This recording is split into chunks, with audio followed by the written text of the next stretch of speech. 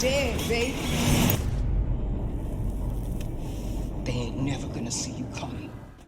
So, Bethesda and Panic Button they won't give it a rest, as they continue to push the limits of what the Nintendo Switch is capable of with their latest collaborative effort, Wolfenstein II: The New Colossus. How is the game itself, and how does this port hold up?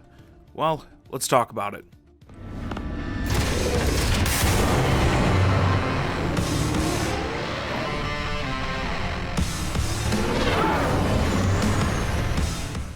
Narrative-wise, to start off actually, I did not play the previous Wolfenstein games, The New Order and The Old Blood. You're in a sci-fi reimagined 60s where Nazis have taken over the US. The setting, I think, is fantastic, by the way. Love the Fallout-esque mashup of old and future technology. But yeah, story-wise, there's more to it than that, and it takes place right after New Order. It consists of many of the same characters. The main protagonist is the same, and also references some of those past events. You get a bit of a catch-up video at the start to see what happened, but still, I wish I would have played the other ones to get more of a feel of what's going on, because this game, unlike Doom, the last game they brought to the Nintendo Switch, actually goes pretty heavy with the narrative, the cinematics, and that. If you remember, one of my big praises with Doom was it pretty much gave the finger to the modern day narrative emphasis in games. Often it'll be like the game is trying to stop for some story time, and Doom guy will like punch or throw the terminals across the room that are speaking to him as if to be like, yeah, we don't have time for this. I loved that, but that is not at all the case in Wolfenstein 2. There were multiple moments even where you'd like watch a cinematic, then control your character for about 10 seconds to walk up and interact with something just to get to another cinematic. Since I'm not big into this stuff, I got kind of annoyed by these moments. The story elements themselves are decent enough. I think the game has some tonal issues, tries at times to be super serious, have like a message or something that would make my eyes roll. But then other times it remembers this is a game where you run around dual-wielding machine guns fighting Nazi mechs, and I'll have more fun with the story in those moments, and that stuff I liked and made me enjoy the characters and the narrative more. In fact, the main villain, General Frau Engel, was by far my favorite character. She saved many of these moments, in my opinion. Just that classic bad guy. You know, none of this, oh, the villain's actually a deep character, they have good intentions, they're misunderstood, or any of that nonsense.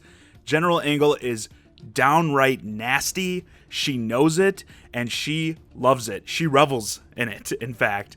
Just talking shit to everyone, whether or not they're on her side, and finding almost childlike joy out of torturing and murdering her enemies. She is exactly the kind of character you need in this sort of world.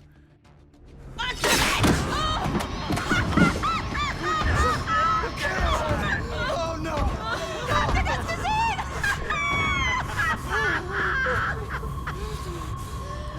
Übermacht den Meister! Look at this! How strange! One moment she was here, and now she's gone. Were these eyes ever filled with a lover's gaze? Do you think? Kiss, kiss, kiss. Das ist nicht komisch. In terms of straight gameplay, Bethesda just continues to convert me into a shooter fan again, once more, giving me a lot of those old school elements that I oftentimes miss and are absent in a lot of the more modern games. The emphasis on armor and health, not just hiding in a corner for like 5 seconds to fully regenerate and then get back into the fight, makes the game a lot more strategic. All the guns feel fantastic. Dual wielding, as I mentioned before. Why don't games let you do the stupid dual machine gun or dual shotgun stuff anymore? You know, running into a group of enemies with 2 of these guns drawn and just holding down both triggers, that is satisfying. And there's this laser heavy weapon that it may go down as one of my favorite video game weapons of all time. The sound it makes, coupled with the way it just deletes enemies off this plane of existence, it's perfect.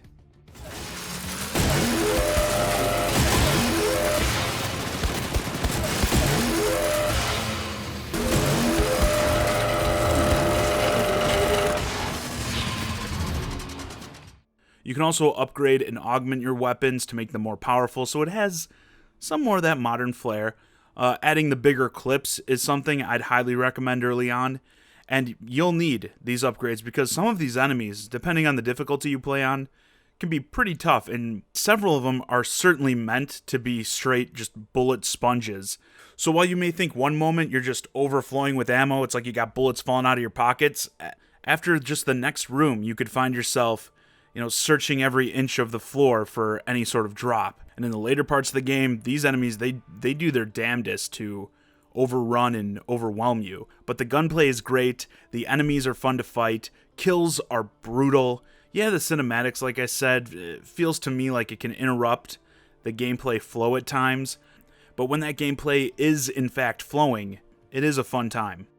But let's talk about the biggest concern with the Switch version of these big AAA games. The visuals. Obviously, with a game designed for 2017 hardware being ported over to this handheld, you're going to have to make some sacrifices. Texture quality is noticeably low, more so when you're close up to the characters in that.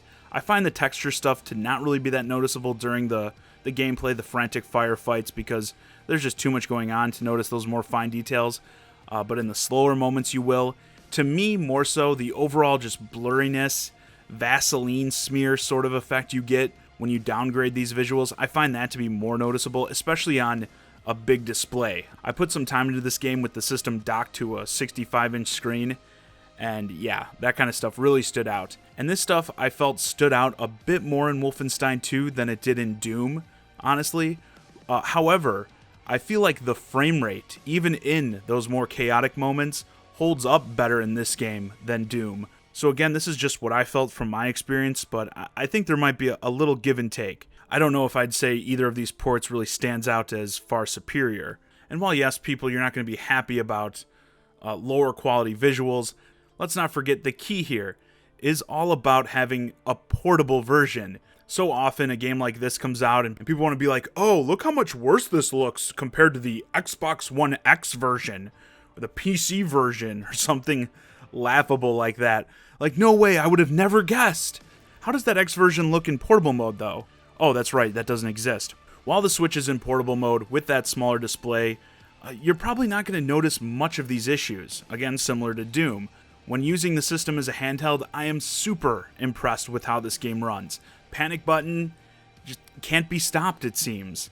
I hope there are lines at this point out the door with publishers trying to get these guys to do their Switch ports because, yeah, they're Switch wizards. It's crazy how they're able to make magic with this device. The biggest problem I think people are going to have, though, in terms of deciding whether or not to buy this game, is the amount of content.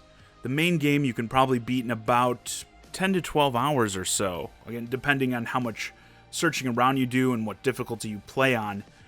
There is some side stuff, but it largely involves you retrekking over previous levels, but it will tack on a couple extra hours. Myself, I'll probably try out some of the harder difficulty settings, but on top of that, there is no multiplayer either.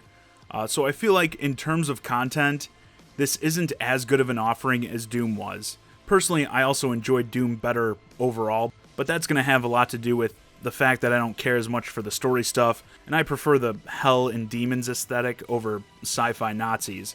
Still, I'd probably recommend, if you haven't bought either game and you're on the fence, picking up Doom first, largely because you get that multiplayer. Whether or not you're a big multiplayer person, it's there to try and mess with at least, as I think the campaigns of both games are pretty much on par. I'd still give the edge to Doom.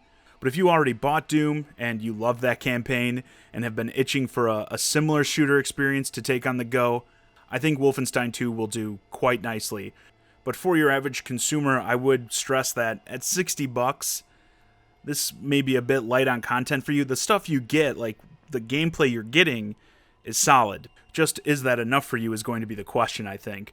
But yeah, with that, this video's a wrap. Let me know your thoughts on Wolfenstein 2 for Nintendo Switch in the comments. As always, I'm John Zakari, and thanks for watching.